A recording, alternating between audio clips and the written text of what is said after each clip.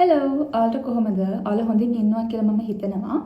ඉතින් අද අපිට දවසම රිහර්සල් තිබිලා දැන් තමයි හොටෙල් එකට ඇවිල්ලා ඩිනර් අරගෙන මේ කාමරයට ආවේ වැදගත් පණිවිඩයක් ඔයාලට කියන්න. ඊට කලින් මම ස්තුතිවන්ත වෙනවා මට ලබා දෙන සහයෝගයට සහ ආදරයට ඒ දිරිගැන්වීම් වලට. මොකද දැන් තමයි තරඟාවලියේ තීරණාත්මකම කොටස ආරම්භලා තියෙන්නේ. ඉතින් ඔයාලා ලබා දෙන ආදරය සහ සහයෝගය මට ගොඩක් වටිනවා මේ වෙලාවේ. ඒත් එක්කම හුඟක් දෙනෙක් අහන ප්‍රශ්නය තමයි අපිට තවමත් තරගාවලියේ ඉදිරියට යන අවස්ථාවක් තියෙනවද කියන එක. අපිට අවස්ථා ඕන තරම් තියෙනවා. ඒ අවස්ථාව ගන්න කොහොමද? එතනට අපි යන්නේ කොහොමද? ඒකට කොහොමද ඔයාලගේ සහයෝගය අවශ්‍ය වෙන්නේ කියලා කියන්න තමයි මම ආවේ. මම ඔක්කොටම කලින් කියලා ඉන්නම් මිස් වර්ල්ඩ් තරගාවලියේ ප්ලේස්මන්ට්ස් හදන්නේ කොහොමද කියලා. මම හිතනවා ඒක කියලා පටන් ගත්තොත් ඔයාලට අදහසක් තියෙයි කොහොමද උදව් කරන්න ඕනේ, ඊට පස්සේ මොකක්ද වෙන්නේ කියන එක. 2025 තරඟාවලියේ තරඟකාරණියන් ඉන්නවා 108 දෙනෙක්. එතකොට දීර්ඝ කාලීනව ගත්තම මේ තරඟාවලියේ මිස් වර්ල්ඩ් තරඟාවලියේ තරඟකාරණියන් යාලා මහද්වීප 4කට බෙදෙනවා. ඒ 4 තමයි ඇමරිකා සහ කැරිබියන්, ඊට පස්සේ යුරෝපය, ඊට පස්සේ ඉන්නවා ඇෆ්‍රිකා and then ඒෂියා සහ ඕෂියානියා. එතකොට මේ විදිහට 4කට බෙදලා, ඒ කියන්නේ ඇමරිකා සහ කැරිබියන් එකක්, ඇෆ්‍රිකා එකක්, යුරෝප එකක්, ඒෂියා සහ ඕෂියානියා එකක්. එතකොට මේ විදිහට කණ්ඩායම් 4කට බෙදලා තමයි එයාලා ඒ තෝරා ගැනීමේ කටයුතු සිදු කරන්නේ. එතකොට මේ මිස් වර්ල්ඩ් තරඟාවලියේ පළවෙනි ප්ලේස්මන්ට් එක පටන් ගන්න top 40. ඒ කියන්නේ 40 දෙනෙක් තෝරනවා මේ ඇවිත් ඉන්න 108 දෙනාගෙන්. මේ 40 තෝරන්නේ මෙහෙමයි. දැන් මහද්වීප 4ක් තියෙනවානේ. ඔය 4ෙන් top 10 තෝරනවා. එතකොට ඒ top 10 එකතු වෙලා තමයි මහද්වීප 4ෙන් පළවෙනි 40 හැදෙන්නේ. ඊට පස්සේ අපි යනවා top 20. ඒ කියන්නේ අර 40න් භාගයක්ම කැඩිලා 20ක් එනවා. මේ 20 හදන්නේ ඒ අර ගත්ත top 10 ඉන්නවනේ. ඒකෙන් 5 දෙනෙක් තෝරලා. ඒ කියන්නේ ඇෆ්‍රිකා වලින් 5යි, ඒෂියා සහ ඕෂියානියා 5යි, යුරෝප 5යි, ඇමරිකා 5යි. ඒ විදිහට තමයි 20 හදන්නේ. ඔය 20 හැදුවට පස්සේ එයාලා ඒක top 8 කරනවා. top 8 කරද්දී අර එක මහද්වීපකෙන් 5 දෙනා ගන්න ගත්ත එකෙන් දෙන්නයි ගන්න. ඒ කියන්නේ එක මහද්වීපකින් දෙන්නෙක් තමයි අවසාන 8 දෙනාට යන්නේ. මේ 8 දෙනාත් ආයෙ බෙදනවා 4කට. මේ තමයි ෆයිනල් 4. ඒ කියන්නේ මහද්වීපෙන් එක ගානේ. එතකොට ඇමරිකාවෙන් එක්කෙනයි, යුරෝපයෙන් එක්කෙනයි, අප්‍රිකානු කලාපයෙන් එක්කෙනයි සහ ආසියාවෙන් එක්කෙනයි. මේ 4 දෙනාගේ එයාලා දෙනවා 3 වෙනි ස්ථානය, 2 වෙනි ස්ථානය සහ මිස් වර්ල්ඩ්. ඉතින් මේ විදිහට තමයි ඔය ප්ලේස්මන්ට්ස් කියන ටික හැදෙන්නේ. දැන් මම කතා කරන්න යන්නේ මිස් වර්ල්ඩ් එකේ තියෙන ෆාස්ට් ට්‍රැක් ඉවෙන්ට්ස් ගැන. මම හිතන්නේ ගොඩ දෙනෙක් ඒව මොනවද කියන එක දැනගත්ත පහුගිය කාලය තුල. හැබැයි ඒකෙන් තියෙන බලපෑම මොකක්ද කියලා ගොඩක් අය දන්නේ නැහැ. එතකොට මේ ෆාස්ට් ට්‍රැක් ඉවෙන්ට්ස් ටික තමයි Beauty with a Purpose, Sports, Talent, Multimedia Challenge, Head to Head Challenge සහ Top Model. එතකොට මේ විදිහට තමයි මේ ෆාස්ට් ට්‍රැක් ඉවෙන්ට්ස් කීපය හැදිලා තියෙන්නේ. මීට කාලයකට කලින් යාළගේ බීච් බියුටි කියලා ස්විම්සුට් රවුන්ඩ් එකකුත් තිබුණා. හැබැයි 2002 වර්ෂයේ ඉඳලා මම හිතන්නේ ඒක මිස් වර්ල්ඩ් තරඟාවලිය අද වෙනතුරු ඒ ස්විම්සුට් රවුන්ඩ් එක නැහැ. එතකොට මේ ෆාස්ට් ට්‍රැක් ඉවෙන්ට්ස් ටික ගත්තම එයාලා ඒ ෆාස්ට් ට්‍රැක් ඉවෙන්ට් එකේ එක විනර් කෙනෙක් ගන්න තෝරනවා එක කොන්ටිනන්ට් එකකින්.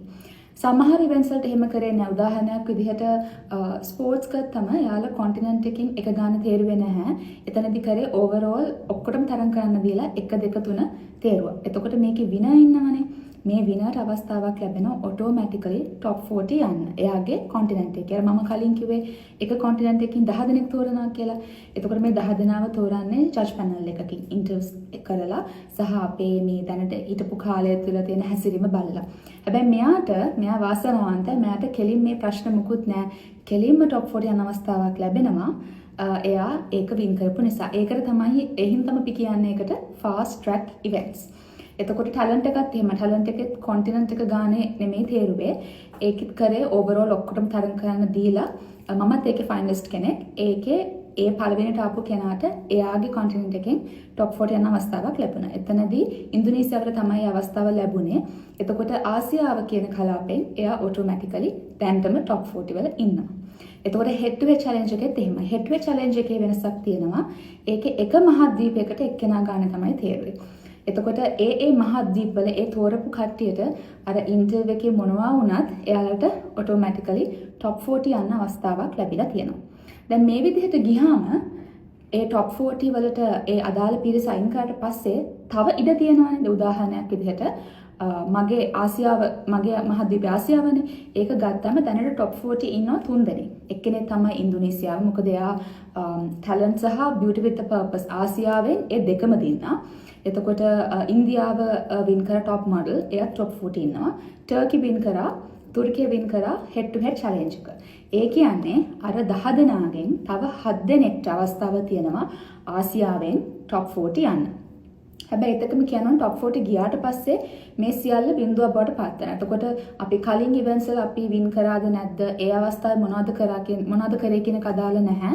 ඊට පස්සේ අපි ඉන්ටර්විව් වල හැසිරෙච්ච හැටි සහ අපේ overall අපේ ගතිගුණ එතකොට අපේ හැසිරීම බලලා සහ එතනදී perform කරන විදිහට ඒ කියන්නේ 31 රැප් perform කරන විදිහට ඒ පැනල් එකේනොත් බලලා තමයි ඊතුරු top 20, top 10, top 8 ඔය ටික තෝරගෙන යන්නේ.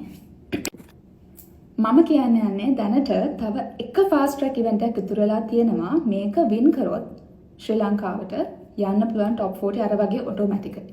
ඒ කියන්නේ මට 31 රෑ වෙනකන් ඒ stage එකේ එතෙන්ට යනකන් ඉන්න ඕනේ නැහැ. මම top 40 ඉන්නවද නැද්ද කියලා දැනගන්න. මම ඒක දිනනවා කියන්නේ මම automatically top 40 යනවා. දැන් මම ඒක කොහොමද කරන්න කියලා කියන්න තමයි ආවේ. දැන් මේ multimedia challenge එකේදී අපිට use කරන්න තියෙනවා Miss World app එක. සහ ඒත් එක්කම Facebook, Instagram මෙන්න මේ දේවලුත් බලපානවා. එතකොට අපි මුලින්ම කතා කරලෙමු app එක ගැන. දැන් app එකේ හැමෝටම තියෙන ප්‍රශ්න තමයි follow කරන්න බෑ. error එකක් එනවා. එහෙම නැත්නම් block වෙනවා.